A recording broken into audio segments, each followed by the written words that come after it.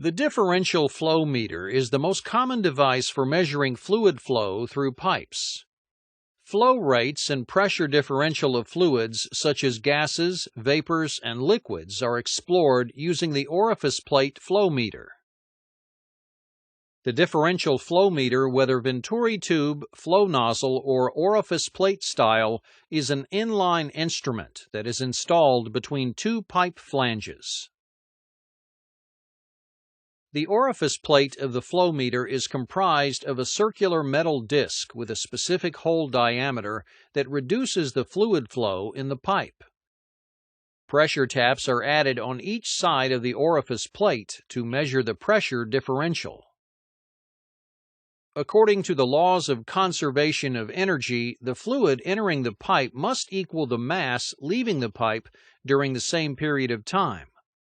The velocity of the fluid leaving the orifice is greater than the velocity of the fluid entering the orifice. Applying Bernoulli's principle, the increased fluid velocity results in a decrease in pressure. As the fluid flow rate increases through the pipe, back pressure on the incoming side increases due to the restriction of flow created by the orifice plate.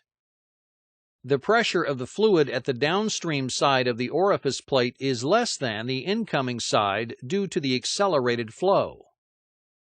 With a known differential pressure and velocity of the fluid, the volumetric flow rate can be determined. The flow rate, Q, of a fluid through an orifice plate increases in proportion to the square root of the pressure difference on each side multiplied by the K factor. For example, if the differential pressure increases by 14 psi with a K factor of 1, the flow rate is increased by 3.74.